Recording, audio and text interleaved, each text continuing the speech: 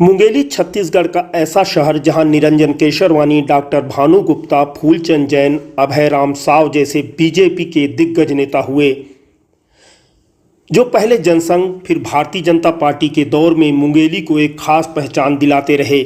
इसी मुंगेली के अरुण साव जब छत्तीसगढ़ बीजेपी अध्यक्ष बनने के बाद पहली बार मुंगेली पहुंचे तो इस शहर के लोगों ने एक नई पहचान का एहसास किया और देश की सरकार चला रही पार्टी में प्रदेश का सबसे बड़ा ओहदा हासिल कर अपने शहर आए। अपने लाडले की ऐसी अगवानी की जो आने वाले वर्षों में भी याद रहेगी।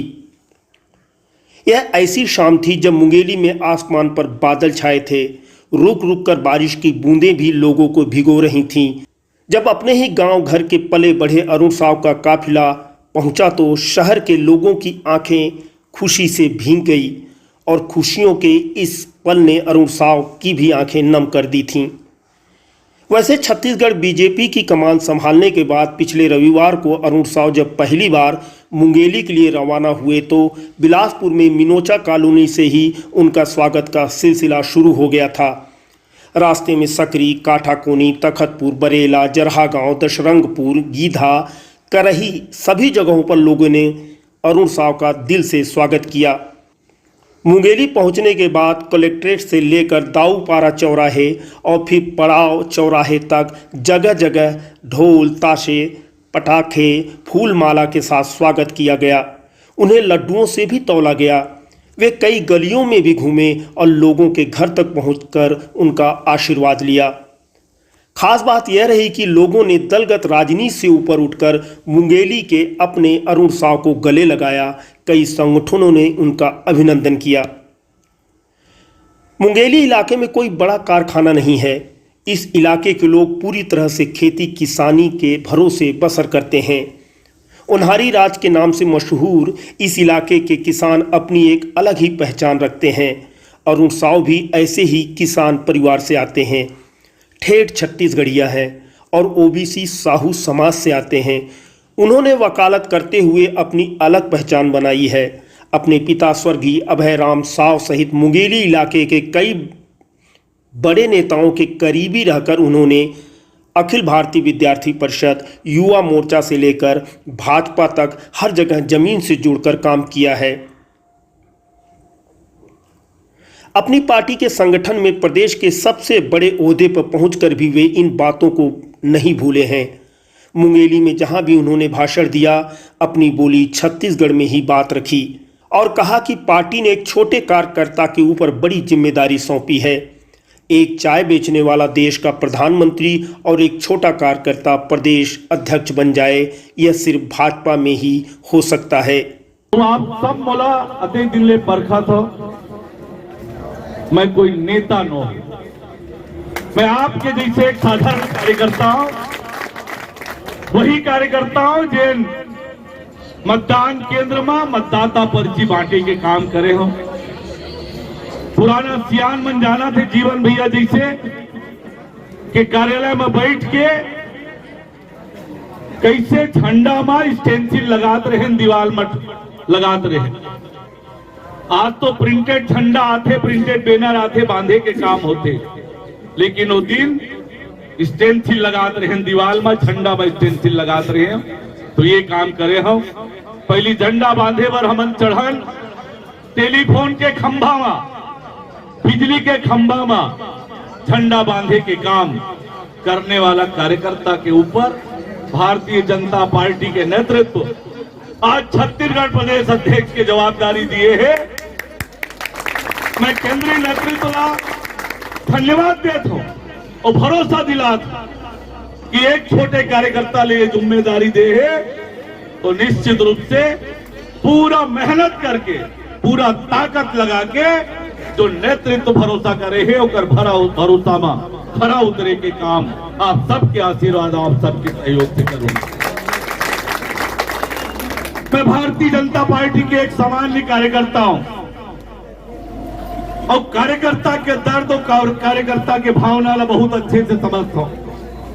भारतीय जनता पार्टी के कार्यकर्ता ला कुछ नहीं चाहिए, कुछ नहीं चाहिए, केवल सम्मान चाहिए पार्टी में। ये भारतीय जनता पार्टी के एक एक कार्यकर्ता का हमें ये बात तो बहुत अच्छे से जाना था। मैं आप सबके बीच में भरोसा दिलाता कि भारतीय जनता पार्टी के एक एक कार्यकर्ता के मान सम्मान के लिए जो कुछ भी करना पड़ी मैं करे बर तैयार हूं। ये भरोसा है। आज भारतीय जनता पार्टी के नेतृत्व जो जिम्मेदारी दे, 15 साल में हमारी सरकार हर वर्ग के विकास, ऐसे कोई वर्ग नहीं छूटे हैं जेकर लिए काम नहीं करे भारतीय जनता पार्टी। लेकिन कांग्रेस के लुभावना बात में आके 2018 में हमारी सरकार नहीं बनी। लेकिन आज छत्तीसगढ़ के हर वर्ग अपन आप ठगा हुआ महसूस करते। छत्तीसगढ़ के जनता आज पछतावत है। यकीनन ऐसे मौके पर किसी भी राजनीतिक कार्यकर्ता की आंखें नम हो जाएंगी जब उसे यह देखने को मिले कि उसने जिन खंभों में पार्टी के झंडे बैनर लगाए हैं उन्हीं खंभों पर खुद उनकी तस्वीरों के साथ बैनर लगे हैं। जिन गलियों में चुनाव के समय वोटर पर्चियां बांटने निकलते थे उन्हीं गलियों से उनका काफिला गुजर रहा है। और जिन दीवारों पर स्टेंसिल से अपनी पार्टी का चुनाव निशान छापते रहे उन्हीं दीवारों के सामने पार्टी के प्रदेश अध्यक्ष के रूप में अगवानी हो रही है। मुंगेली इलाके के कार्यकर्ताओं ने महसूस किया कि इतने बड़े पद पर आकर भी अरुण साव नहीं बदले। अपने सभी पुराने दोस्तों से पुरानी मुस्कान के साथ मिले। तखतपुर में अपने पारिवारिक कपड़ा व्यवसायी संतोष तोलानी से भी मिलने पहुंचे। वरिष्ठ नेता पुन्नूलाल मोहले, लखनलाल साहू, तोखनलाल साहू सहित पुराने मित्र बिलासपुर के पूर्व महापौर किशोर राय की मौजूदगी में उन्होंने अपनी राजनीतिक यात्रा के मार्गदर्शक गिरीश शुक्ला का नाम लिया तो अरुण साव का भी गला भर आया था। उन्होंने अपने इस अंदाज से लोगों को एहसास करा दिया कि एक कार्यकर्ता कैसे अपनी पार्टी के कार्यकर्ताओं का दर्द समझ सकता है। अरुण साव ने अपने घर पहुंचकर अपनी मां प्रमीला साव से भी आशीर्वाद लिया और मन की कामना पूरी होने के आशीर्वाद के साथ उन्हें शगुन के 100 रुपये भी मिले तो बचपन एक बार फिर याद आ गया। अरुण साव जी आगे बढ़ो, प्रदेश आपके साथ है जैसे नारों के बीच बिलासपुर से मुंगेली तक हर जगह आगे बढ़ते जा रहे अरुण साव ने ठेठ छत्तीसगढ़िया अंदाज में किसानों, नौजवानों, महिलाओं, कर्मचारियों सभी तबके की बात की और प्रदेश में फिर से बीजेपी की सरकार बनाने का संकल्प हर जगह दोहराया। लोगों ने याद किया कि 2002-03 में डॉक्टर रमन सिंह उस समय केंद्रीय मंत्री पद छोड़कर छत्तीसगढ़ बीजेपी के अध्यक्ष बने थे।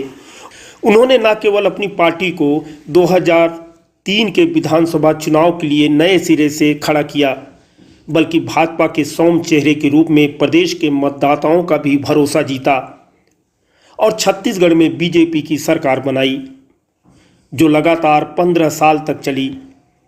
वक्त के साथ बहुत कुछ बदलने की दरकार होती है। इस सूत्रवाक को समझकर बीजेपी ने छत्तीसगढ़ में भी बदलाव किया है और अरुण साव के रूप में फिर एक नया सौम्य समर्थ चेहरा सामने लाया है। अब प्रदेश की सियासत में बदलाव की बड़ी चुनौती उनके सामने है। होनहार वीरवान की तरह अरुण साव ने अपने गांव घर में इस बात का एहसास करा दिया है कि लोग बीजेपी के इस नए सौम्य चेहरे की ओर किन उम्मीदों के साथ देख रहे हैं। अब अगला पड़ाव आने वाला वक्त ही तय करेगा। Bureau report, सीजीवाल।